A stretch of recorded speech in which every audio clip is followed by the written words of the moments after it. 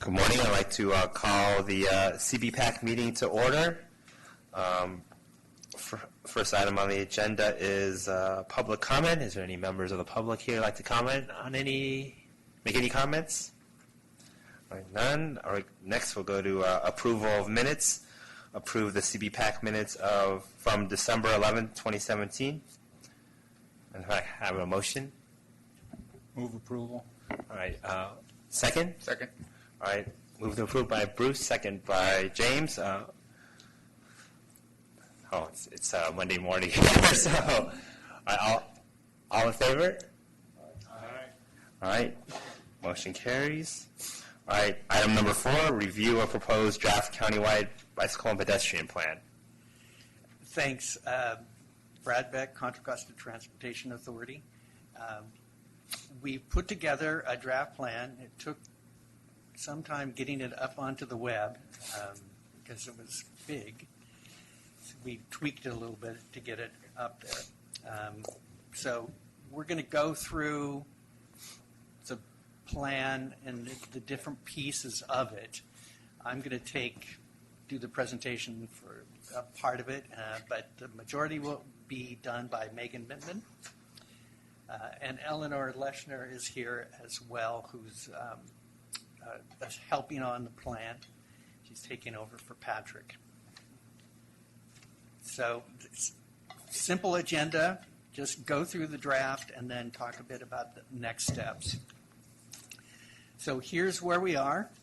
We're at the draft plan stage, 2017 through 2018, so we're hoping to be done with the review of the draft plan in April. We plan on going out to the RTPCs and to the public with the draft plan to get more comments on it before we put together the proposed. So here's an overview. It's got an introduction, obstacles and challenges, vision, goals, and strategies, ped facilities, bike facilities, support programs, implementation. It's pretty similar in organization to the existing plan. The key updates, we updated the pedestrian priority areas. We've identified and tweaked the bikeway network to make it more focused on low stress, potential low stress facilities. And we've updated the strategies and actions. The introduction, the purpose, broaden our understanding of where people bike and walk, harmonize local plans, identify gaps in the bike and ped network, including across barrier connections, improve the tools available to analyze the impacts of building these facilities and the impacts of land use on walking and bicycling. So we did a lot of outreach, and what we heard was the key takeaways from what we heard were low stress backbone bike network that supports the interested but concerned, the majority of people, that we need to do corridor studies to identify the best ways and to use best practices to figure out how to incorporate the complete streets into these facilities. Closing sidewalk gaps, addressing pedestrian crossing and accessibility barriers, and also technical assistance to local jurisdictions. We tried to do a shorter obstacles and challenges section. We're including the issues paper and the white paper that we did as appendices. There are a lot of obstacles and challenges we face and bicyclists and pedestrians face. The geography of the county has good points and has bad points. There are areas like here are fairly flat, West County, East County, but there are a lot of hills that make bicycling more difficult in certain areas. There are diverse patterns of land use, land development. The communities are diverse. There's a tendency towards auto trips. Very much the majority of trips taken are taken via automobile. And there are a lot of collisions, both bicycle and pedestrians, on those most heavily traveled roads. And meeting the challenges, we've done a lot of these already, made cross-barrier connections, like the study that's for the 680 Treat overcrossing, improving safety, reducing conflicts between different modes of travel, improving links to transit, supporting bicycle, providing technical assistance, such as the technical assistance provided to jurisdictions for safe routes to school master plan, and to fund various studies. We updated the vision goals strategies section. The vision, people of all ages and abilities, and in all neighborhoods and districts in Contra Costa can walk and bicycle safely, comfortably, directly to their chosen destinations, thereby improving health, reducing emissions of greenhouse gases, and making our transportation system more sustainable. That's the vision of the plan that's proposed. The goals, these are similar but slightly different from the 2009 plan. Encourage more people to walk and bicycle, increase safety and security, create a safe, connected, comfortable network of facilities, increase livability and attractiveness of Contra Costa's communities and districts, and finally to equitably serve all communities while ensuring the public investments are focused on projects with the greatest benefits.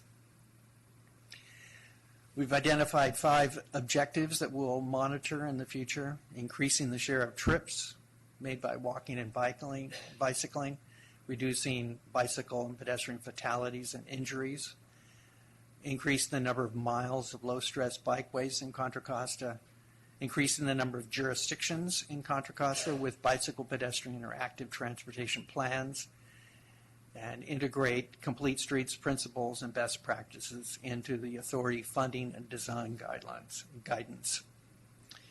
We've identified some strategies, cross-jurisdictional collaboration, and we hope that the corridor plans that come out of this are involved with multi-jurisdictional, because many of the arterials and other facilities that are on the Countywide Bikeway Network will require that kind of collaborative effort of multiple jurisdictions and agencies. Another strategy to innovate and take new approaches, to educate and encourage, to provide technical assistance to jurisdictions. Obviously, since we're a funding organization, to fund those projects and programs that support the authority's vision and goals. Monitoring walking, bicycling, and the bike ped plan objectives, and updating the authority's plans and procedures. So that's sort of the focus, the overall goals and strategy of the plan. And now I'm going to turn it over to Megan so she can talk about the meat of the plan. Get this over there. Good morning, everybody. Excited to be here and to be going through this phase, right? We've got a plan. I want to especially acknowledge Eleanor. She jumped into this. She'd been doing a lot of the primary work with Patrick as we've gone along, but she's been the primary author of the last 6 weeks or so of this plan, and just a huge amount of effort. So I just want to make sure that she gets the recognition for a ton of effort she's been putting in. Another kind of big picture comment is that what you have in front of you and that was attached to the agenda is what we're calling the admin draft, which just means that we haven't spent a lot of time on the graphics, formatting, that side of it. So never fear, this is going to look as nice and as slick as the white paper did. We're going to put it into InDesign, and it's going to look really sharp. We want you to be proud of the look and feel of it as well as the content. But it's a whole lot easier to get your edits and to do track changes and everything, keeping it in Word. So just so you know, the focus of this round right now is really that content piece of it. Okay, so jumping into the pedestrian facilities. So this was an interaction with a lot of you all and going back and forth with Brad, as well as trying to assemble the feedback we got through the different outreach activities for ways to designate pedestrian focus areas or priority areas around the county. So this doesn't get down to kind of specific intersections or corridors. It's just more zones with an idea that these would be places that should have higher investment levels, and then that the more innovative best practices that are included in the appendices would be prioritized for implementation in these areas. So this was a GIS exercise to kind of put these different layers in and to try to figure out kind of the locations that would fit all of these different criteria in terms of residential density and employment density, whether or not they were within a PDA, if they were near a school and near transit. So this is how that worked out. We went back and forth with Brad a couple times. We tried to have this be, mostly a data-driven GIS process, but then added some judgment to it where it's like, no, a couple more blocks need to be added in because that really feels contiguous with what the rest of those priority areas would be. So we've included this at the countywide scale and then also with zoomed in, and the same thing is true on the bike, just so it's a little easier to be able to see it and also to be able to label more of the streets when we get to the zoomed in levels. So the idea for these pedestrian priority areas is that it would be kind of a twofold focus, one at the larger scale on planning, that these would be locations where land use and development patterns should be more walkability oriented, and the landscaping, the trees, the aesthetics, prioritizing street lighting, making sure that basic ADA accommodations, yes, go ahead. Oh, okay, sorry, are prioritized in this area. So this is kind of at the larger specific plan, kind of land use planning side of it. And then on more of the safety engineering implementation side, the design guidelines that are included in the plan would really be prioritized for making sure that we've got, especially the safer crossings, so the arterials, and making sure we're addressing any barriers, as well as direct connections, looking for ways to make sure that desire lines are well accommodated. Any questions on the pedestrian priority zones? Okay. So bicycle facilities, this was the more significant update, I'd say, since 2009. The pedestrian priority zones, that was the same kind of process that was gone through in 2009. I think we just kind of tweaked a bit of the definition and made sure that it was consistent with some of the development patterns that have happened. The real focus on the bicycle side of things was a shift to low stress. And we've obviously had a lot of conversations in this group around that as being a real focus. So kind of updating to make sure that all the design guidance and best practices reference out to the newer manuals that are there. They reference out to them, but it's also an acknowledgement that these are manuals that are being updated themselves. So we know that the NACDO Bike Guide is going to get updated this year to include a new focus on intersections. And then the AASHTO Bike Guide is also going to come out with a 2018 revision this year. So it was important that we have some language that just kind of references out to those larger guidance documents, because that's going to be changing even within the few months after this plan is adopted. But that was an update both to have those cross-references and then to make sure that the Countywide Bike Network really reflected this low stress, all ages and abilities. And that was a pretty big shift because we had, yes, go ahead. Yeah. I don't mean to interrupt, No, please. but will this document say that the new updates of NACDO and AASHTO are automatically included as part of this document? Yes, it has direct statements saying that that's the best practice design guidance. Yeah. Perfect, thank you. Absolutely. So the concept of the CBN, let me just go ahead and skip to that so we can have that up. So we had a Countywide Bike Network in 2009, and I think it really focused on trying to connect the key origins and destinations and make sure that the county was knitted together. But what it didn't do was to make sure that all of the lines that were drawn on that map were kind of commensurate with the needs of the all ages and abilities, those 8-year-olds to 80-year-olds. So that was the real focus and the big lift that we've been doing, especially over the past couple months when we've been working on this map, was to make sure that anything shown on this map was either currently or in the future going to be something that could be a low-stress network. That doesn't mean that it's easy and straightforward how to get there, but that's the kind of goal and intention, and I think what we heard really loud and clear from all the different forums that we've been listening to. So it's basically just a 2-color coded map here. So you have the blue is what's existing right now in terms of this is a low stress bicycle facility currently. of which we have some decent options, right? And a lot of this is the trail networks. But then the yellow is those key corridors that would be proposed in the future to be low stress. Some of those are straightforward, already having plans in place for how that's going to happen, and quite a few of those are going to be a little bit trickier, right, in terms of maybe needing some of their own corridor studies, and certainly needing some collaboration with the local agencies to figure out exactly how those corridors are going to become low stress in the future. Yeah. Can you define low stress Absolutely. a little bit more? I mean, is it just paths, or are you also talking about buffered lanes?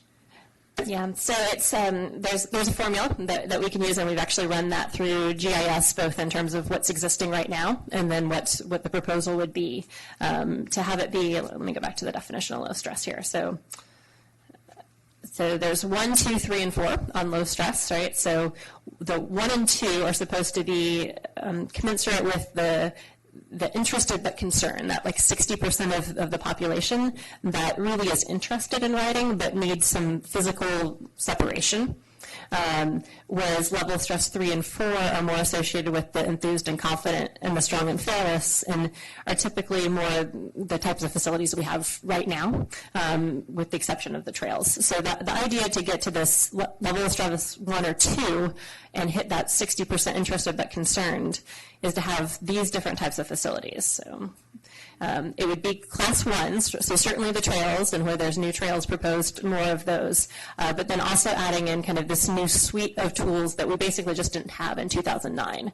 So the buffered bike lanes, that still has to be on relatively low volume, low speed roads because there's nothing physical there, but that can be considered low stress if it's pretty low volume, low speed. Bike boulevards, again, a new concept, at least in the Contra Costa context, since 2009. Lots of times those are parallel to arterials, and so there's some good examples of potential for those. But then really adding in this class 4 protected bikeway, as that on-street cycle tracks is still the trail concept, but on the street itself. And then also really focusing on the connections across. So we're proposing a couple new bridges, and then there's going to be a need to think about some trail crossings and some protected intersections, those types of kind of knitting together of these low stress segments. So the yellow versus blue, basically the idea is anything that would be on this map. So blue is that they're one of those types of facilities already. And in a lot of cases, those are typically trails because we don't have most of those other types of facilities yet on the ground in Contra Costa. And then all the ones on here that are in yellow would then be one of those types of facilities. And we have not got, we were prescriptive on which type of facility if the local plan in that city already called for a specific type of facility. But if there's not a local plan that calls for a low stress on these, we were neutral on what type of facility and instead just included an assumption that it would be a low stress facility with the actual decision on what type of facility would go in, kind of deferred to a local planning process on that. Anything more you want to say on that? The only thing I'd add is that one of the strategies is to support and fund, in some cases, corridor studies, and through those corridor studies, there'd be a collaborative effort to come up with what type of facility and which alignment the facility would take. Now, it could be on a major street like Treat, that through a collaborative effort between Walnut Creek and Concord, that they may not choose to put the facility on Treat. They might be try to do a Class 3 bike boulevard and some parallel facility with some improved intersection improvements where that facility crosses Oak Grove. So that's one of the strategies, is to support those kind of corridor studies and collaborative efforts. Sean. Are these the most recent graphics? They differ slightly, some parts of them, than the ones we're seeing on the PowerPoint. So I just want to clarify which ones we should be. So there's a couple different graphics. So one is the existing versus proposed low stress. And then there's a set of graphics that are the level of traffic stress rating. So those are two different types of graphics. So that may be the difference if they're But if it's just this one called the low stress, if it's just the blue and yellow, then the one that's in here should be the most recent. If you look on, in the plan itself, on page 41 of the plan, there are some placeholder graphics, and that's what this handout is. These are the things for which the place was held.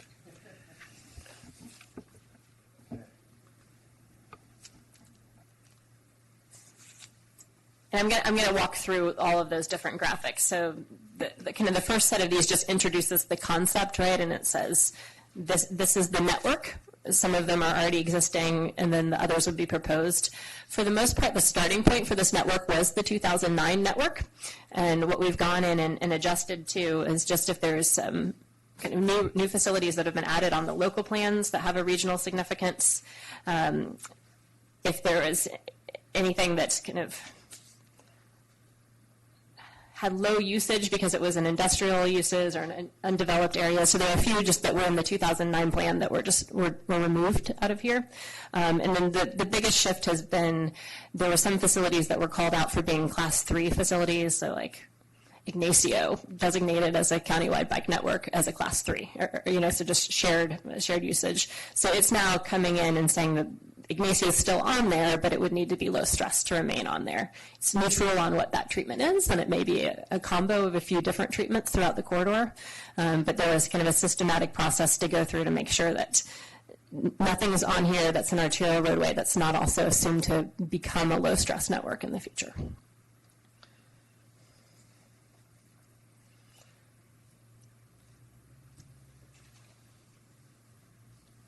So this is the other set of graphics, and these are the ones that are in that kind of separate packet because we were rapidly working on these as we were writing up the rest of the plan too. So we will re-upload a full PDF that has these kind of correctly inserted in. But this is just a pretty cool way of going ahead and taking, I guess, real data and numbers to this process. And so you can see this is existing conditions just for the CBN, with green being the lowest stress, then blue, then yellow, then red. Just to kind of show, I think this is especially just makes the case that there were facilities that were on the countywide bike network in 2009 that are LTS4 scale facilities, right? So just because we were showing it as a designated route of regional significance for bikes does not mean that it was low stress by any means. In many of these cases, you see that there's quite a bit of yellow and red on here. So I think that's kind of the real focus with the implementation of this plan would be if those are going to stay on the CBN going forward, those are areas that need low stress enhancements. So then that's kind of a before and after process with this next map, which says, okay, if we put in low stress on all of those facilities, we're assuming in most of those cases, the ones that are 3 or 4 right now, the best we could get would be to bring them down to a 2, that we won't actually be able to bring them down to 1, but still, for the majority of the population, going to be a pretty comfortable ride. So the goal would be that we would be either an LTS1 or an LTS2 for the full CBN with the build-out. And then this is the graphic that we were probably the most excited about that came out of that process, which is just that real before and after in terms of what does this mean. So what this graphic focuses on is if you then get on your bike at any place in Contra Costa and ride for 30 minutes on a low-stress network, what can you get to? What can you reach? And what does this mean for transportation and mobility? So we did that looking at jobs, at shopping, at parks, at schools, and at rail transit, just to be able to see kind of the accessibility improvements for people to be able to ride their bikes to destinations. And just some really dramatic, findings in particular on access to jobs and shopping, and recreation, schools, kind of a lot of these things that are really consistent, I think, with the objectives that we set out for at the beginning. So kind of the real meaning and measures of effectiveness for why you would do these investments. Does anybody have any questions on this graphic or want to know any of the kind of assumptions behind it? Yeah. For the figures that you just pointed out for level of traffic stress 1 through 4, just looking at the SWAT area in La Miranda, essentially, I'm looking at it's figure 7D, the existing level of stress 1 that essentially is parallel to Highway 24, heading up into the hills, and I'm just trying to figure out what St. Stephen's? St. Steve, that's, well, then beyond, going past downtown Orinda, Go to the west.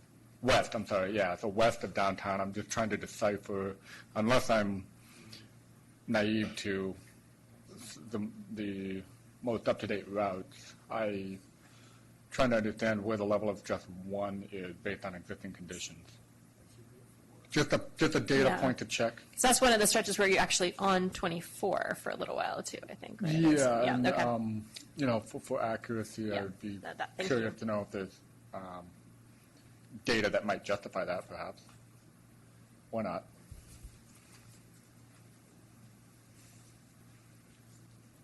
Right, thanks. Yeah, that's obviously the feedback we want from everyone. If there's anything that just both doesn't look right in terms of the level of traffic stress being, you know, what your gut feel would be on it, as well as just anything that's inaccurate on the map. We for sure want that feedback. Yeah. I assume we can take these and review them at. Absolutely. at This our is office. not your only chance by any means. Great. We're going to have an interactive web map that's going to go up on the web, I think, next week. That's going to be a way, if that's an easier way for you to give us feedback, you'll be able to go into that and kind of, you know, mark it up that way too. Will that be still an admin draft, or is that for the public? It's I should step in here about the schedule. We're going to take this to TCC next week, but we want to give you, beyond this meeting, if you read through the plan and you see anything, if you can, during the next week, give us some more feedback. What we're planning on doing is taking this document with some pieces added in to the TCC, and then the planning committee in the beginning of March, and then the authority. And then when we get, and we'll have a list of the comments we received and the changes we need to make. And then once we get the authority approval, we'll add in all those comments and changes and have a draft that goes out for the public review. That was going to be in the next steps, but since you asked, and Thank you. it was important to clarify, timing. I decided to. And then my other comment is about this graphic. It kind of shocks me that we only have access as far as shopping centers, parks, and schools, and there's very limited number of those that we can access today on the low-stress bikeway. And then even with the 2018 Countywide Bike Network, I assume that's with all the improvements identified, that still seems really low. Only one rail transit station, only 30 schools, only 9 shopping centers.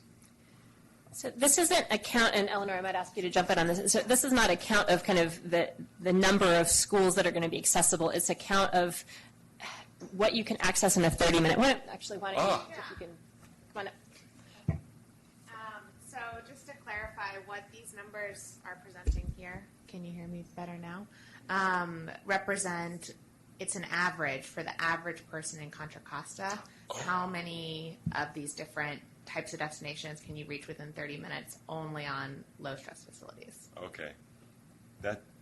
I'm sorry, I should have read the fine print.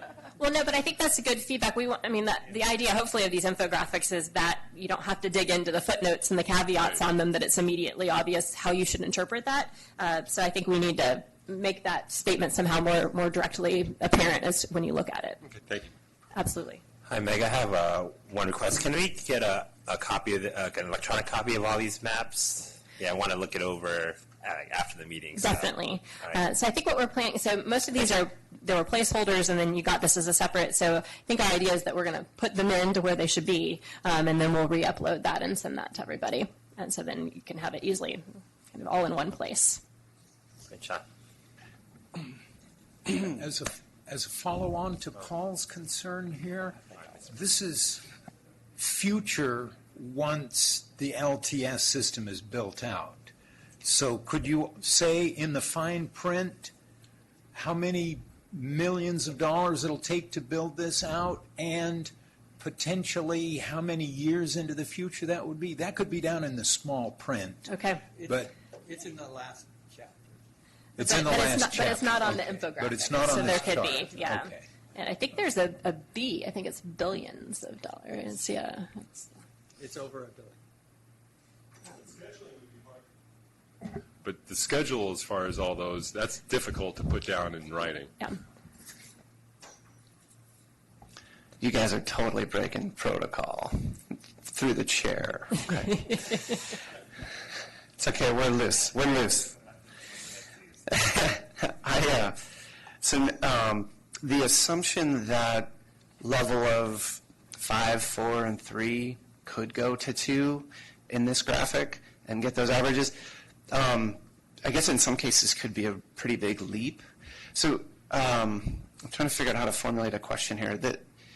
Is there a graphic that shows I don't know if you want to show this, but either removes that assumption and then we see what really is likely, or can we see something that sort of, I don't know, demonstrates the likelihood of the level of like 5 and 4 really actually getting to it? So that's, and there's a lot of analysis here. This graphic is amazing, like that you came up with this. I think it's the most exciting one we've seen.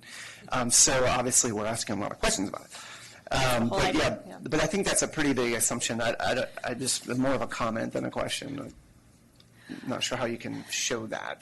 So we do have that. I think kind of the most telling is we have a map that basically does quarter by quarter the ones where we're certain on what that facility type would be versus what we called a corridor study as kind of, it's still up in the air. And it's pretty overwhelming how many corridor studies were on that map. And I guess I can see two perspectives. One is that just shows how much more there needs to be done in terms of being able to get definition on what those projects would need to be. And a lot of that's public outreach, and some of that's engineering analysis. I think the other challenge is just kind of the CCTA perspective and kind of how far and definitive we want to go on facility typing kind of at this type of a plan versus at your local plans. We did have, I think, a really good dialogue with Dave Campbell on this topic for Becky Spey, and just kind of, his understandable frustration of showing a map that just shows, oh, you're doing a plan to do another plan, or doing a plan that just has an overwhelming number of studies in it. So I think that would be one of the reasons potentially not to kind of show a map that would have just a huge number of studies as being the next step, is if that just feels like we're not being definitive enough. I don't know, why don't you comment on that a little bit too? And it is true that having all these routes shown as yellow as future, class 1 or LTS 1 or LTS 2, we don't know how ultimately those facilities will be designed, whether they'll in fact even be on the routes shown on the map. And it is unfortunately true that this is, in many cases, going to be a plan that shows the need for additional plans. Because, one, we're not a developer. We don't own facilities. They're all owned by other agencies or by other jurisdictions who have to go through that process. But it's important for us to say that is an important thing to happen, that we, through this plan, support jurisdictions getting together and coming up with some kind of agreed plan. The City of Concord, in their recent plan, did say that they set aside a lot of the facilities, as identified them as future corridor studies, because they haven't decided. They sort of had some draft facilities, but they also said we need a corridor study on, say, Concord Avenue, and how exactly you're going to put bicycle and pedestrian facilities along that road. So I know it seems sort of like a cop-out to say, oh, it's a plan to do more plans, but on the other hand, it does reflect the situation we're in, that we're more primarily a funding agency. Sean. Thank you. So then, whether it's a study or actual implementation of a project, there is a prioritization that will occur maybe then, that where if you can go from 3 to 2, great, but 2 to 1, great. Maybe focus less on the 5s and 4s, or how do you see that playing out? And how kind of separately, how will the plan track the progress of those? Well, that is one of the things that we do want to monitor, is the increase in facilities, especially low-stress facilities that occur over time. That if you remember back to that slide, we had a number of objectives that we wanted to monitor, and the number of miles of low-stress facilities is one of those things we wanted to keep track of. From a prioritization. Well, the priorities, we're obviously going to put a priority on getting the facilities shown here built first, and facilities, pedestrian facilities that are shown in or would be developed in the pedestrian priority areas. That will be one of the main priorities of the plan. And is that going to be through funding allocation? Yes. This, like I said, we're a funding agency primarily, and we do a lot of planning to decide what kind of, such as this plan, to decide what kind of facilities should get funded first, and to encourage projects that are within these priority areas or priority routes. So before you go, so not necessarily based on level of stress. So it could be looking at a stress of 5, but it's within one of those priority pedestrian or development areas, and then it would maybe be prioritized because it's within there, not necessarily just because it's a 5. Is my question making sense? Kind of like, well, I'm trying to get an idea for how. Yes, you're a funding agency, so how will you prioritize that? And I think you've answered it mostly, but that's. Well, there are a lot of factors that we'll look into when we decide what to fund. Facilities on the network and the pedestrian priority areas are going to get priority, but also projects that achieve some of the other objectives: increase in safety, increase in mode shift, the ability of the project to get more people to walk or bicycle. And we know that if you put in a low-stress facility, people are more likely to use it. That's why I'm sure this weekend the Iron Horse Trail and was full of people, because it's very low stress and a pleasant place to walk or bicycle, unless you're trying to go fast on a bike. Bruce? Through the chair. So I understand that the CCTA is the funding agency. Will the CCTA, as the funding agency, try to nudge some of the jurisdictions by the CCTA looking at this plan and seeing there's a gap here? Hey, agency, this gap exists. We recommend that you submit a request to us for funding so that it can get built. That is one of the things that we would like to do. I mean, that's one of the reasons why I want to go to the RTPCs to show the staff people and the elected officials that here's our plan, here are the facilities that we hope that you will take advantage of the opportunity to get funding to do something on or to plan for. And we have already funded some corridor studies. We're funding one on the Iron Horse Trail. We funded the one here on 680 and Treat. And I'm sure that in the future we'll fund some more. We're also funding bicycle and pedestrian or pedestrian plans in different jurisdictions as well, because it's important to have an overall plan in your jurisdiction.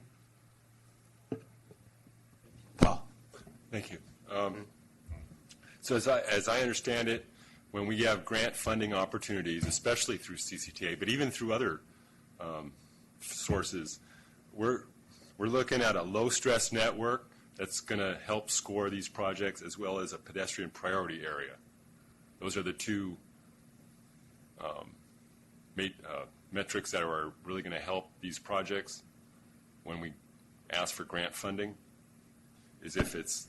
Well, I think that if I were you, and I had a project, and I was thinking about projects that I would apply for, Right. say, ATP funding, I would, to demonstrate how worthy those projects are, that I would go to a plan such as the Countywide Bicycle Pedestrian Plan, say, this project is in a designated pedestrian priority area, and it's on the Countywide Bikeway Network, which emphasizes low level of traffic stress, and it meets these guidelines that are in the plan and that have been, like the NACTO guidelines or the FHWA separated bikeway guidelines or NACTO's new accessibility for all guidelines.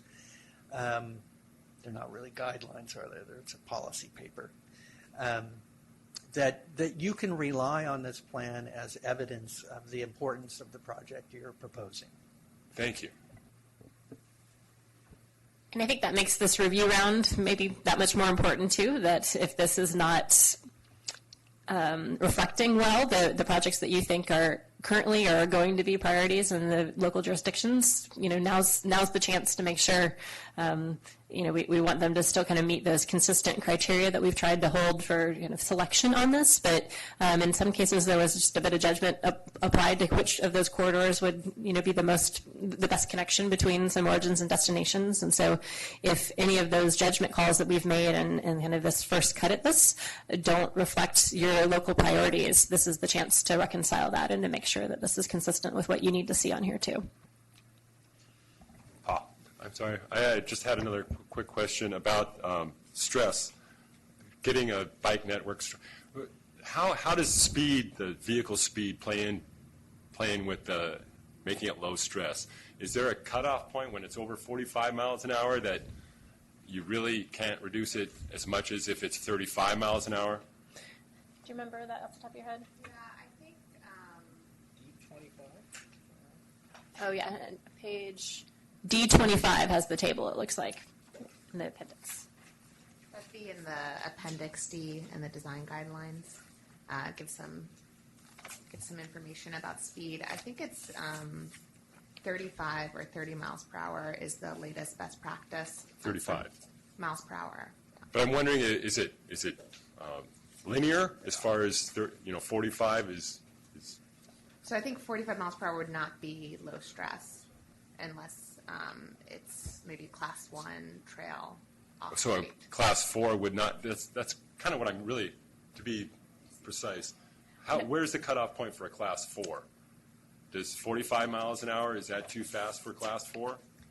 I don't think there's a cutoff point for that. I think just the Okay. type of device That's what that you'd need for that physical separation probably would have Right. to be more intense. Maybe a plastic bollard wouldn't be significant, but it's not. So again, if you're trying to choose for this low stress network, 35 miles an hour or a 45 miles an hour that's buffered, a 35 mile an hour class 2 versus a class 4 45 mile an hour. Yep. What would be less stress? How do you figure something like So that? the traffic volume, also, so the speed and the traffic volume I'm sorry. are also going to play Volume. in. So there's kind of thresholds basically Great. that look at ADT and speed. And this is, I think this is out of NACTO, right? Yeah. So in December, NACTO came out with kind of a new matrix basically that did this facility guide selection process that says for these different thresholds, which of those different facility types is going to fit best for the context. And I just found it. Thank you. Oh, you're welcome. That's exactly what I was looking for. Thank Great. Actually, may I have one? Yeah, just to add on to that, because you said it's in the back. I guess how it's about like the criteria. I was I don't see it, but it's probably in here somewhere. It'll be included page 40. Okay. Oh, but I see page 40. Does it real? I guess sorry, just It's in the Appendix D, page 40, appendix D. So- Okay, page 40. in the very back. Okay. Well, anyways, my comment is if you could. 25. Table D1. I'm so sorry, on page D25, it looks like. I see there's multiple details. Yeah, I think we've got some page numbers. page number, okay. So if you look for table D1, Okay, because I was going to suggest, including some of that, I guess maybe not the full thing, but some of it onto page 40 here, just because okay. I read this and how is it determined? Like Paul had the questions about it, and to have to go all the way back to the appendix, it just makes it more difficult for the reader. Yeah, absolutely. If there are things, we have tried to keep it pretty succinct up front and then move a lot to the appendix, but it's very easy to shuffle that. And so if there are things that you're like, no, I want this to be a higher visibility or easier reference, it's very easy for us to move things up into the main document too. Thanks. Yeah, or just at least maybe a short explanation. Yeah, and then okay. maybe refer to the back for the full. So it's not so black box in terms of how did you get there. Yeah, correct. Yeah, that makes sense. All right, thank you. And Greg? I just want to make sure I understand this, because now I think I'm a little bit confused. I'm looking at roads like, let's say, San Pablo Damra, where the speed limit is 50, and I think some of these other ones might be 50 or even 55. That are listed here as proposed low-stress bikeways, what is the proposed change to those? Because if there's an upper threshold, are you talking about a completely separated bikeway? Like a class one? In a lot of cases on these yellow facilities, what we're looking at would be the protected bikeways or new trails in those corridors. So unless there's a specific project that's already been identified in one of the local plans for those, we've been pretty neutral on what that specific implementation would be. But that is the takeaway, is that a lot of these would either need to have trails or class 4 on street in order for those higher speed, higher volume roads to be able to become low stress. Paul? On table D1, I do notice that it's the speed. Again, I'm really hooked on this, or stuck on the speed of the roadway. It's really, the only distinction it has is greater than 26 miles per hour. So it really doesn't show any difference between 35 mile per hour and a 45 mile per hour. So I assume then it's really comparing apples and oranges as far as all these different ways as far as coming up with a preferred So then facility. it breaks out for higher volume would be kind of just the differentiation once you get into that higher speed. The critique, so this is new, this just came out in December from NACTO. The critique of it is that it forces you into class 4s pretty quick is kind of the takeaway here. Intentionally. Again, my concern is 45 mile an hour or 50 mile per hour roadway, is that appropriate? Is a buffered bike lane appropriate or not? It's really, I guess, up to the jurisdiction or the... This would say once you get into that speed, it always either needs to be a class 1 or a class 4. Right. But there's no distinction between, there's a line drawn between, class 4 no longer works here. I guess it's just a buffer design. Maybe a K-rail would be appropriate for 50 mile an hour. The point that it needs to be some type of a vertical physical separation, and then the type of separation. This plan doesn't go into that nuance. Okay. We could. That could be part of that's maybe not part of NACTO right now. All right, not for now. Okay. Bruce? Through the chair, this 50 mile an hour saying that it's either got to be a class 1 or class 4 with a vertical delineation, that's going to be exceedingly expensive to build. If there is just space on the asphalt demarcated, it makes it a lot more comfortable for the 1% or the 7% to ride on.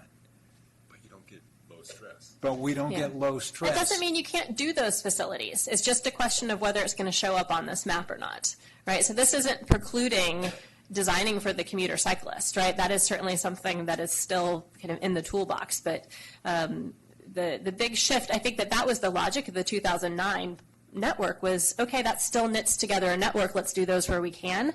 But in some ways, by having that as the philosophy, it's enabled us not to push harder on the low stress piece of it. So what this says is for the ones that are of regional significance that kind of really do cross those jurisdictional boundaries and connect to the key destinations, that they shouldn't just be kind of accommodated, but actually low stress accommodated. But yes, the intensity of that investment and the public outreach that's going to be needed for that, the cost of it is very different than kind of what the 2009 approach assumed. And if there are corridors that are shown on here that you guys are pretty certain that's never going to happen, or that that's not a battle worth fighting, or that there's not local jurisdiction support to even kind of have, we need to have that conversation now too. And that doesn't mean that you wouldn't just do what you were suggesting, but I think what it would mean, as long as we're defining the network as being low stress, we would just take that corridor off of this network. Through the chair, could I reply to that? I have no problem at all with creating a low-stress network. However, right now, we don't have a connected network, and anything is better than nothing.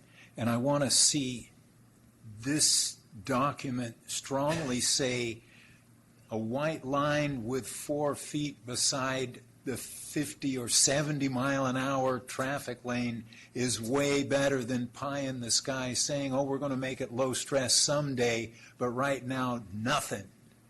Something is what I'm looking for. I think I'm interested to hear your thoughts on this too. I think that there's some analogies here with crosswalk markings. Because I see a lot of overlap now that we're getting more definition on these thresholds for what type of bike facility that you need. It's kind of similar on the crosswalk markings, where we kind of know the thresholds for ADTs and speeds and when we need to do more than just stripe crosswalks. And so you could follow that same argument on the crosswalks that say, well, it's better to at least have a crosswalk, even if you can't yet put in, the enhancements. And that's not really necessarily the takeaway, because the research has showed if you're going to put that crosswalk in those contexts, you have to enhance it. So we're farther behind in that process on the bike side. We haven't yet kind of done that comparison like we have on the crosswalk side for pedestrians, but I think we're going to have to figure out the precedents and the liability considerations and just how we want to approach that kind of stepping our way in. I feel more comfortable saying that we should use low-cost treatments, right? So kind of use quick build treatments to get at the protection before you could do the more expensive kind of concrete or other types of barriers. But it does seem like that's at least something we need to consider, is whether, as we're getting into kind of some more definitions on what you should do in these contexts, how we handle the interim, just like we have to think about for crosswalks, if that makes sense. Through the chair, that makes sense, but I would like the document to show clearly and strongly that an interim treatment is way better than pie in the sky wonderfulness in the future that's never going to get here. I think I know we definitely refer to quick build, but I think we can be stronger on that and maybe talk about some of the materials that can be used for that, or some samples of that. Paul? Paul? No? Okay. I have one. Just a previous comment about Bike East Bay's discouragement with the plan that suggests making more plans, but I think I tend to agree with that, but at the same time, in the world of implementing these projects, you always start with that, so there needs to be money for that too. And I think that it's fair to say that we just don't know yet what some of these treatments should be, and neither does CCTA. So, but I'm not disagreeing with anything that's been said. So, I do want to reiterate though that as the speed goes up, there's the design information bulletins that Caltrans puts out. I think number 38 on the Class 4 states that after it's the barrier type that changes and things from a flexible barrier to a concrete barrier, and so there's other separations that can happen. So anyway, take that or leave it. And I don't know, do we reference that design information bulletin? Okay, if not, we'll make sure we directly reference that in there too. Yeah, I think rather than addressing everything in this plan, maybe you could provide those sort of references and links and things. Maybe that might be an appropriate way to address it. Okay.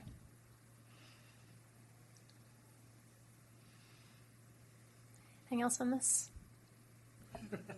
You want to take a break and eat? What do you think, Brad? It is. All right. We've done with this chapter. We can Yeah. adjourn. Yeah, let's recess, and then we'll come back at what time, Brad? 10 minutes, 15 minutes. All right, at about 12:15.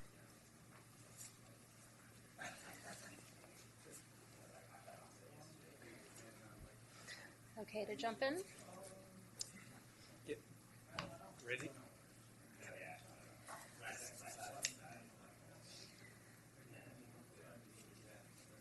We're ready. All right, so we'll jump in on support programs. Yeah, we'll reconvene the meeting. Yeah, Okay. Meg. Great. Here we go. So this is the remainder of the plan, just in terms of the tour that we're taking through it. So this is kind of, if we want to see those on the engineering side that we've talked through more on the pedestrian and bicycle networks. These are the complementary programs on the education, encouragement, enforcement side of things. Most of these kind of really repeat a lot of what the 2009 plan had in it. So just kind of stressing those complementary efforts that need to go in place at the same time. Quite a bit of focus on wayfinding. The enforcement section has a description around kind of how this might relate to Vision Zero efforts. There's kind of a challenge around the Vision Zero topic right now as relates to equity on Vision Zero, in particular that it shouldn't be kind of a net new enforcement, but just more like a better, more strategic targeted enforcement, so that once you have a better understanding of what the key challenges are related to why the severe injuries and fatalities are happening, that the enforcement is kind of re-envisioned to be really strategically assigned to that. So there's a discussion in the plan around that topic. And then evaluation, our contract includes, I think, 2 rounds of updates that just kind of look at the maps and the data, basically. Or is it maybe 3? 1? Okay. We have planned for an update round, so that would be an interim before like the whole plan will be updated again. And technical assistance, there's nothing currently in the mix for that, but I imagine that would be similar to what the Safe Routes technical assistance was in terms of opportunities to go look at some specific locations. Actually, I got a Yeah, please. comment here. Like, in the support programs, you do mention engineering as one of the 5 E's, but I don't see anything about engineering in here. Is there? Yeah, so that's, I guess it kind of comes in on, like, that's what most of the pedestrian and bicycle chapters are focused on, is kind of more of those engineering countermeasures, and then the design guidelines that are in the appendix would be the engineering. Okay. So this is kind of essentially everything else. Everything. Okay, that goes in. Okay, that's why I was clarifying. Yeah, because they list the other 4 in here and not engineering. But not the engineering. Okay. But Brad just mentioned the technical assistance, which we have kind of under the evaluation, could certainly be engineering also, and that can be more of the site-specific piece of that. Okay. Thank you. Sure.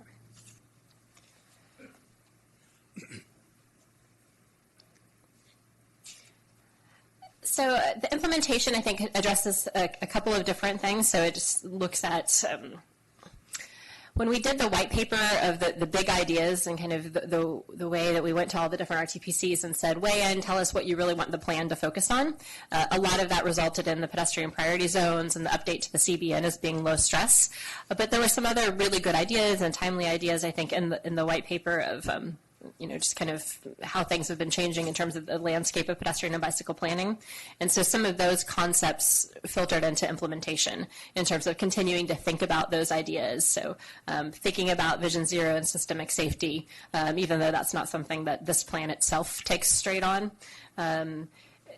Thinking about SB 743 was also something that we heard. And so there's just a lot of these are kind of instructions or ways that CCTA is going to be continuing efforts going forward on implementing beyond just the plan itself. So those project priorities and the implementation. You have a question? I don't know if it's a question or not, but these are implementation actions of the CCTA. Most of the CCTA is car-oriented, which means freeways. So could we see a specific implementation saying, help bicyclists and pedestrians get across freeways, which are barriers to passage? Yeah, I think we can be more explicit on that. I know we have a whole ABC section that talks about those, but if focusing on that here could be helpful to underscore that, we could add that in here too. There's, in the design guidelines section, I was part of an ITE effort over the past several years to write a guidebook on how to accommodate peds and bikes at interchanges, and we took some of the key graphics out of that ITE report and put it in this plan as well. So there's some, in addition to calling out where those barriers are, there's some ideas on how to address them in the plan. And yes, to your point, like this whole set of implementation actions that we're looking at right now are focused on CCTA's side of it, so on the plans and policies, and then on in terms of the funding and the support for the local efforts.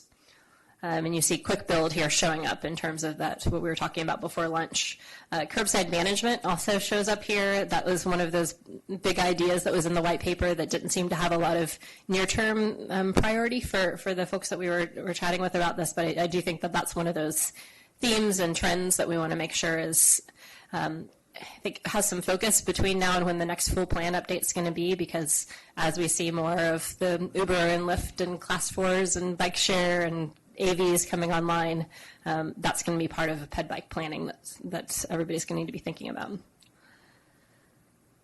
And this is on funding explicitly, so the technical assistance as well as the funding sources, streamlining calls for projects, and then the monitoring, including collecting and publishing the monitoring data.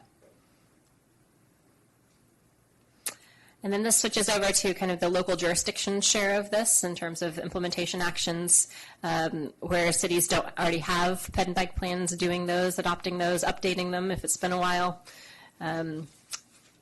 Bicycle parking, adopting the guidelines and standards that are included in this plan locally.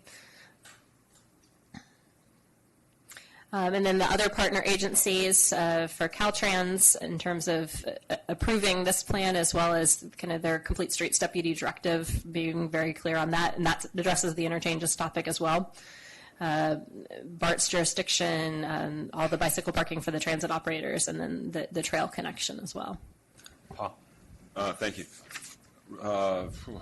Under local, adopting bike plans for those that haven't, and you mentioned ones that are outdated, that should also be an action. And I didn't see that under the description, that it includes updating outdated bike ped plans. Okay, so we can, that's what that kind of fifth bullet down there said, the revising of plans, but maybe we can have some more language in there around what makes a plan outdated. Sure. So to the extent, especially I think that revise. If a plan doesn't have Class 4s in it at all, that's a pretty good trigger that it's starting to get. If it doesn't talk about level of traffic stress and it doesn't have Class 4s in it, then it's probably an outdated plan. I like that. Thank you. You're welcome. This is a table just kind of shows applicability for how these different grant funding sources could apply to the different projects that are called for in this plan. And this has been updated. We've gone through this. This was in the 2009 plan, but there's some new grant funding sources, so this has been updated to reflect those.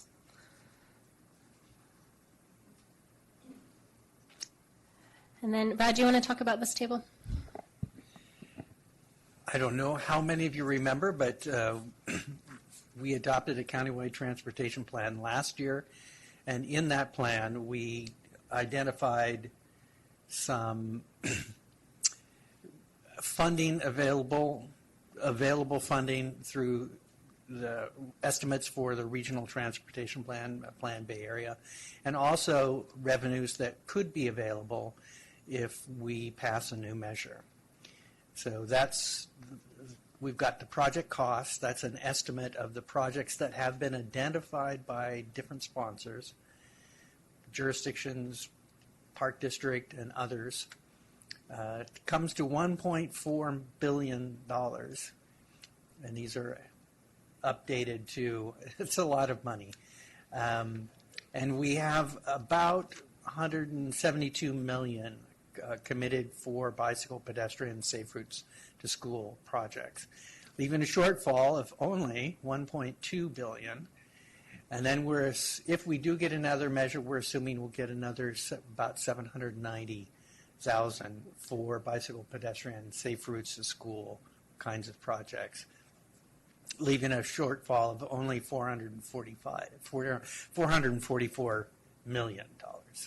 It's still a substantial amount, but this would be all for all projects that are identified right now. And as we go through the process of trying to get the CBN built, making additional pedestrian improvements in pedestrian priority areas, improving access to schools, and there will come out of that process new projects that will add to the project cost amount. So in actuality, it's worse than it looks. Brad, I had a question on this relative to the $1.2 billion that we were looking at right before lunch. That was kind of the price tag we estimated for the CBN. Right. We probably need to have some statement that kind of reconciles, or at least describes the difference between these two in there, right? We probably do.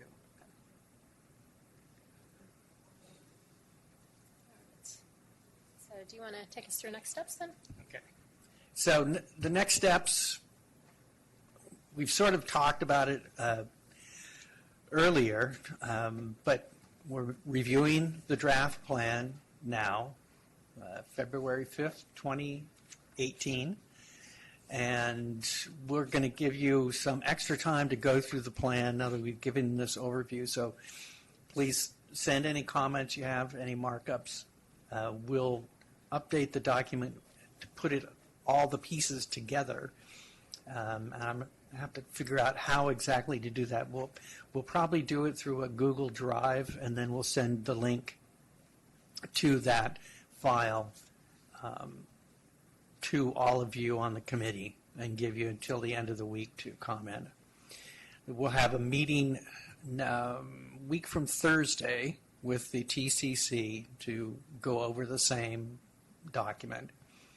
Ask them to recommend it to the Planning Committee, who meet on March 7th, and we ask the Planning Committee to recommend it for release on March 21st, it should be. So that's the first step, just getting a public review draft out. We'll spend about 2 months with public review. We're going to have several things up on the web for review, including the document itself. There'll be a map of all the identified existing and future bike facilities so that local staff can look at it and make any updates that they want, as well as an interactive map of the planned facilities. We're still working a bit on the public outreach, and I'm hoping that at the next meeting we'll have a plan for you for the public outreach during the public review process. We'll be talking about it. I know Megan and Eleanor have already been talking to Circle Point, who are the outreach part of this. So they've already been having discussions. So we're hoping that we'll have the whole plan ready to review, the proposed plan itself, in May, I think, and then have it adopted in July by the authority. We're doing environmental. And we're also doing an environmental review. Brad, I have a question just with the schedule. Will it'll go to the RTVCs? Will it just be to the tax again, No, or also? It'll be also to the full Okay. RTVCs. Okay, thank you. Paul? Just curious, will the environmental include VMT analysis? Probably not. Okay. Those, remember, they haven't actually been adopted yet. We're hoping that we'll get there before then. But we're also not going, I doubt we'll do a full EIR. I'm assuming that we'll have, we'll tear off some of the analysis in the Countywide Transportation Plan document. Bruce? Through the chair, please, thank you. As a follow-on to Paul's comment, shouldn't we say somewhere in this document that this organization encourages the changeover from LOS to VMT?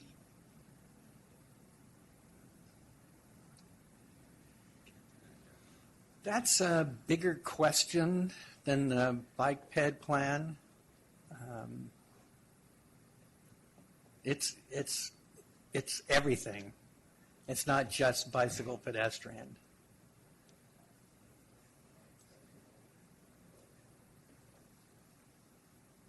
And our position right now has been that the board has not taken a particular stand. They recognize that for CEQA purposes, and that's the changes are just for CEQA, that this is what's going to happen, and that board members recognize that it does have some benefits to look at VMT and the impacts on VMT. But they also recognize that looking at level of service can be a useful metric in certain situations, and that we assume that jurisdictions will continue to use level of service.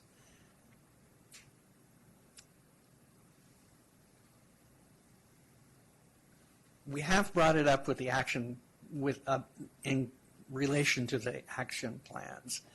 And some of the RTBCs are interested in shifting more towards VMT, and some are not so interested in revisiting their action plans, because a lot of the action plan multimodal transportation service objectives are LOS and vehicle delay based measures.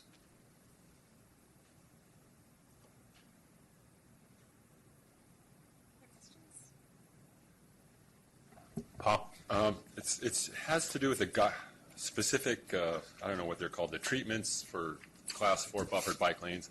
I noticed interim and ultimate discussions about that. There's no discussion about, and I don't know, maybe it's no longer a standard, but the buffered bike lane is at a couple inches higher than the rest of the pavement. Is that still a design option for buffered bike lanes? That's a cycle track variant Right. that you could have a sidewalk at one level, street at one level, and like the bike facility halfway between. Yeah. Is that what you're talking about? Yes. Yeah, Is that's that one still- of. Yeah, that would be a class 4 treatment. Right. So I didn't see that anywhere in here under the discussion of Class 4, interim or ultimate. we tried. I know we put in some samples of that. We tried for the most part to refer out to the guidebooks that Okay. have much more detail on these. So I think that would, like the MassDOT guide on separated bikeways and the FHWA guide on separated bikeways will be where kind of all that level of detail for those facilities. So if a would local be. jurisdiction wanted to use that type of a design for a buffered bike lane, that would still be okay with this countywide bike? It wouldn't be for a buffered bike lane. It would be for a cycle track. Oh, Yeah. okay, I guess I'm confused. There's a difference. A buffered bike lane is still considered a class 2, right? So there's no there has to be a vertical separation. So once you get that vertical separation, which And you it's would with not this just curve, the pavement, it's actually, okay. yeah. So then that switches it to class 4.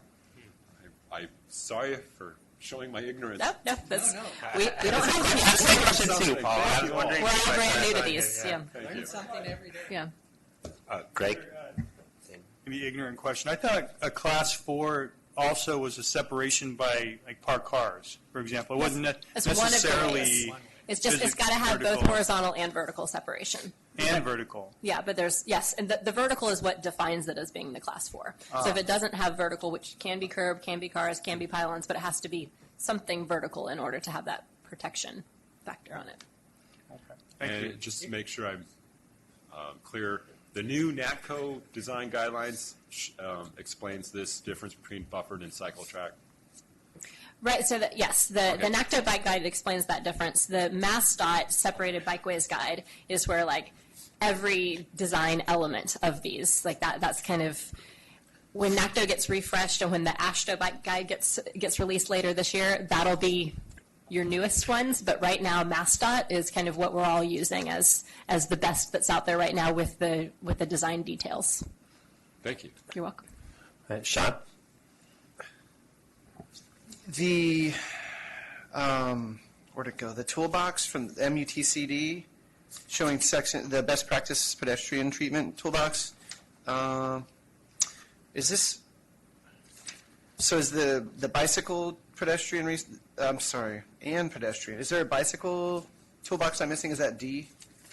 There are two different appendices. Two different ones? Okay, and then they're the most recent MUTCD Yeah, manual. including, so the rectangular rapid flashing beacon got rescinded by the Federal Highway Administration in December, which is unfortunate because they did that without giving us a replacement device with the effectiveness studies on it.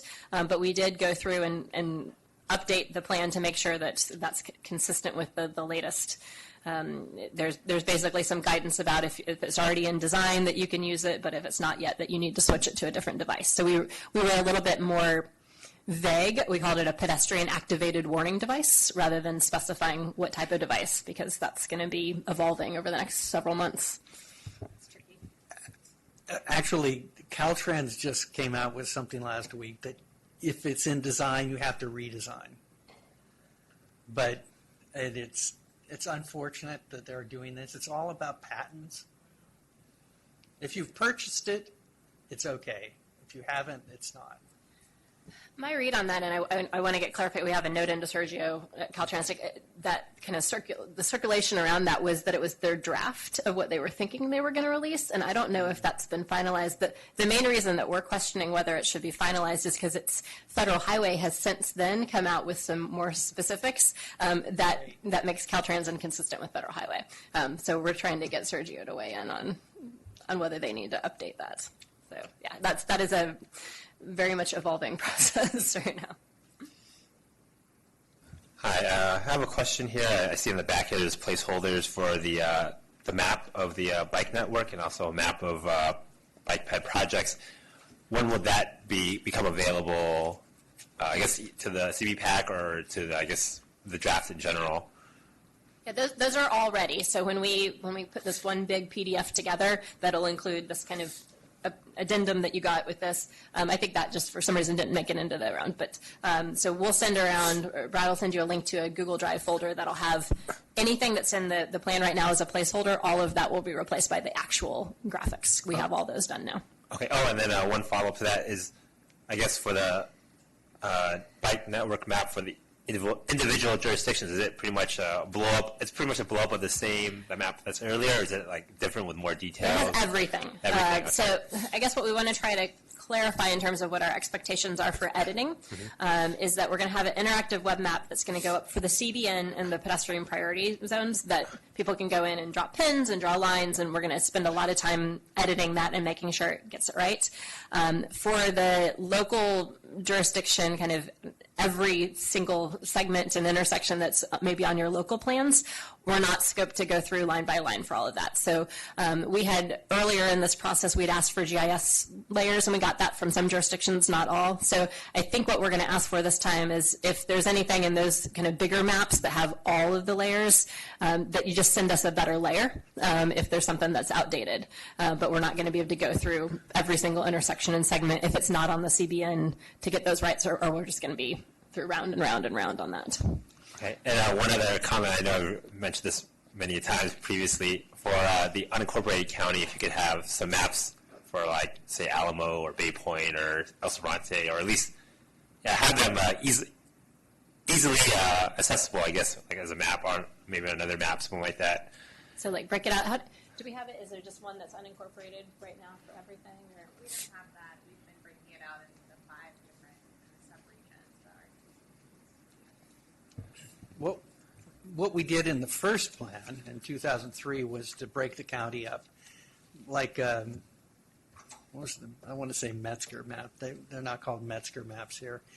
You know those atlases you used to get where you can still get them, I'm sure.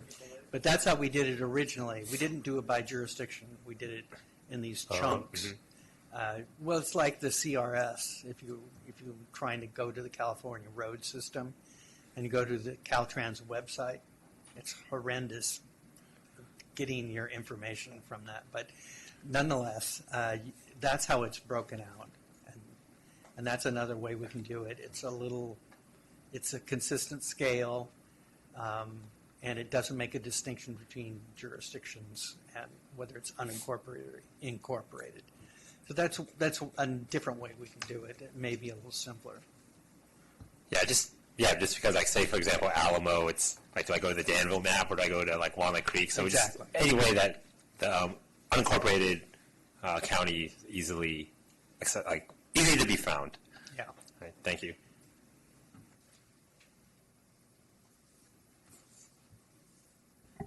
Paul? Thank you. You mentioned that the RFBs are no longer going to, well, they're not part of the solutions here. You said we're going to replace it with pedestrian activated warning device. Does that include the Hawk system? That would be No, so this is a yellow device. So the pet hybrid beacon is its own device, which is still very much allowed and has a warrant and everything. So that's separate. untouched. That's a different type of. That's a different, and that's the red device. But isn't that a little bit confusing? Isn't that? Won't people think that that is a pedestrian activated warning device? I know it's Hawk isn't warning so much as it is regulatory, but I'm wondering, should we just say something like flashing beacon instead of RRFB? So we could call it a pedestrian activated flashing beacon. Would that be a better phrase? I would think. I would like it's that. tough because the Hawk is now called the pedestrian hybrid beacon, so that we didn't use the word signal. Okay. So it still gets into that beacon phrase. I mean, in the context where this is, it's in the matrix where it kind of shows the progression of when you need something more intense, and it's kind of the red device versus the yellow device. But I do prefer pedestrian activated flashing beacon over warning device. But can we? Whatever works with you and everyone else. Yeah, that's fine. I think it's, they're going to be, Federal is going to study a bunch of them, potentially the border, LED border, the flashing, the embedded LEDs around the border sign is going to be one of the ones they're going to look at. So that's the type of category. Anybody else? Any other questions? Yeah, I'm sorry, could you repeat, when are our comments due? You said 2 weeks? Friday. This Friday? Great.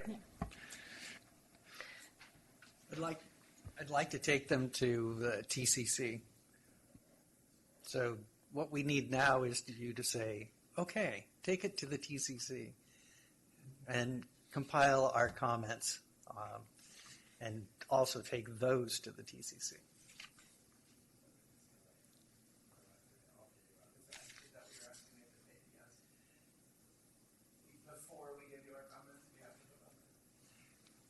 Well, with your comments, including your comments.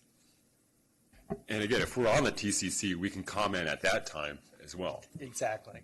So I'm ready to say okay. So I have to make a motion here? I thought it was just...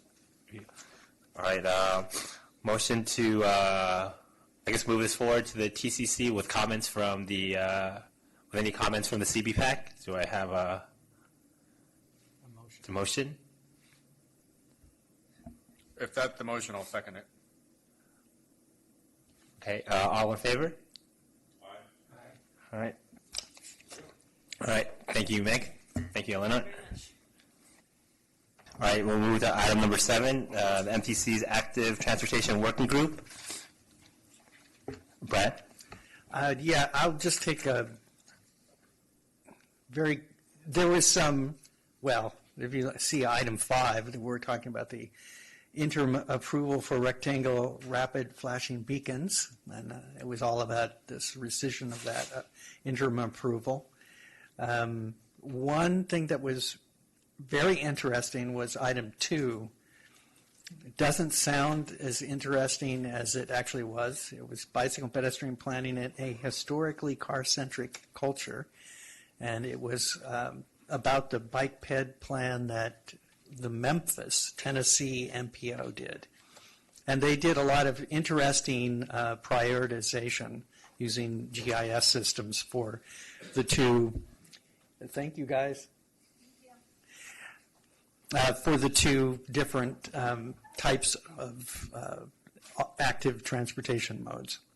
That was so if you go to the MPO website, they have their bike ped plan, and they did a lot of interesting things on access and density, and not explicitly level of traffic stress, but similar kinds of assessments. So that was it. Do you have any questions on that? All right, if no questions, we'll move on to item number 8, other business / information sharing. Anybody have anything to provide? I actually do, after the rest of you. All right, Bruce? I would like to say that the city of Pittsburgh is creating a bicycle plan. We have a large grant. Paul is actively working on designing the Class 4 portions of that, which is why he is so interested in Class 4. We're very happy with Paul. All right, thank you. And I would just like to add a remark that Lafayette at least has become aware of increased interest in dockless bike sharing in the La Miranda area. And I believe it was just last week that Walnut Creek launched its pilot program with Lime Bike. So this is kind of a remark, but also an invitation to exchange information if interest is also sent to the county, for example, or other jurisdictions. All right, thank you. Any other comments from the any members here? All right, Brad. They wanted to come out themselves, but weren't able since we had a pretty full agenda. And we could actually probably have someone come out in March. But District 4, as you may know, is in the process of developing a District 4 bicycle plan. And they have developed a draft, and it's supposed to be done, everything done by the end of this month. And I can actually send out, I think, the draft to the committee if you'd like. They have some interesting analysis. They've got, on this one, it's extremely difficult to read, and it's not great as a map, but it maps bicycle collisions, the intensity of those along state facilities. I will tell you, it's not any easier to read if you look at it printed out. Level of traffic stress, which are in the reds, and transportation demand. And this is the Contra Costa Alameda section. And ultimately, they came up with a number of maps, park and ride locations. This is not a complete draft, but here is Contra Costa's. The green ones are top-tier priorities. For example, if you look on Interstate 680 and Highway 242, you'll see two intersection ramp improvements. One of them is, I think, Willow Pass, and the other is Concord Avenue. The orange ones are second tier, and the third ones are, the red ones are tier 3.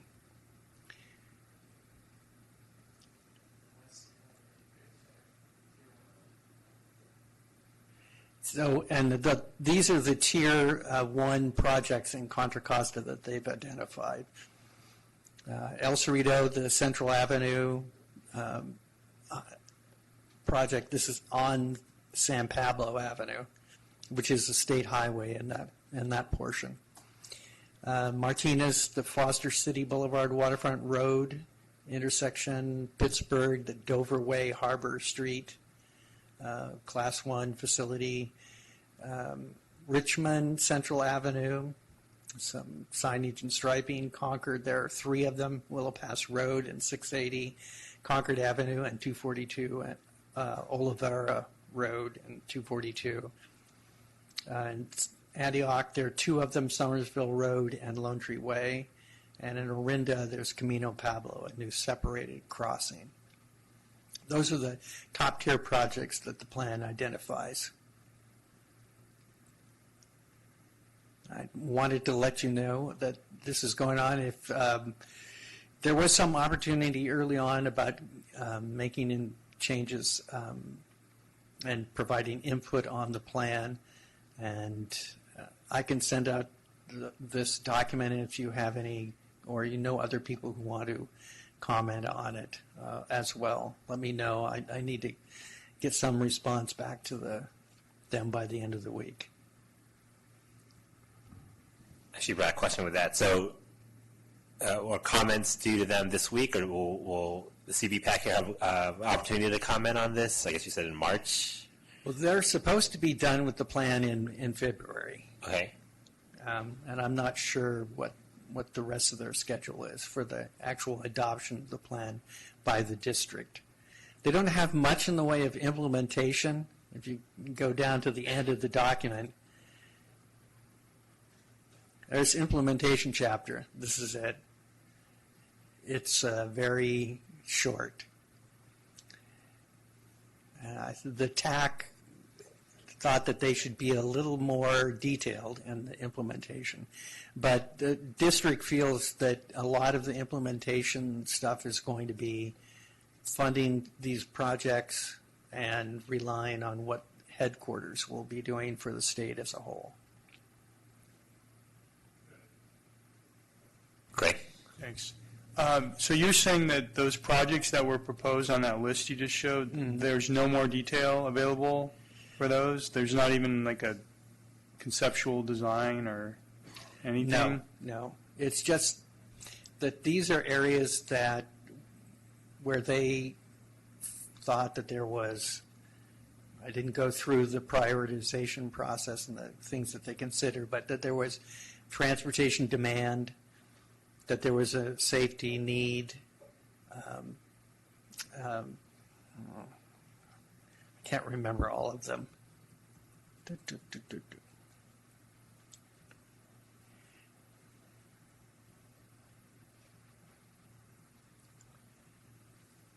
Actually, they don't have much about this process and the criteria. They have a whole separate paper on project prioritization and the things they looked at, but they looked at several different things, and that the ones that are shown in green and they thought were the most important, that best met the high demand and high need. And if you were sort of medium demand and medium need, but there were a lot of people who said this is important in their public outreach, then they would bump you up into the higher tier. So, yeah, could you please send that around and give us the contact information for comments? Well, That's what. you can send the comments to me and I'll incorporate okay. it in the comments that I send. Thank you.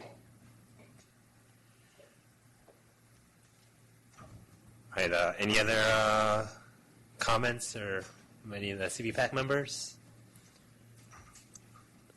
Hey, Brad, anything else? Nope, that's it. All right, we'll go to item 9, which is adjourn. The next CBPAC meeting date is on March 26, 2018 at 11 a.m. Thank you. All right, thank you.